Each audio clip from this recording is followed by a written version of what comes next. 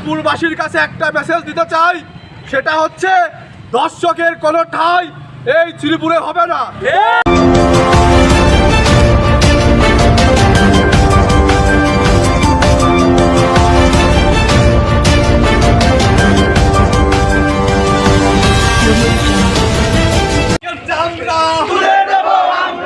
আমার সোনার বাংলায় দর্শকের ঠাঁই নাই, দর্শকের ঠাঁই নাই। আমার সোনার বাংলায় দর্শকের ঠাঁই নাই, আমার সোনার মাগুরায় দর্শকের ঠাঁই নাই, দর্শকের ঠাঁই নাই। আমার সোনার মাগুরায় ফাঁসি ফাঁসি ফাঁসি চাই, দর্শকের ফাঁসি।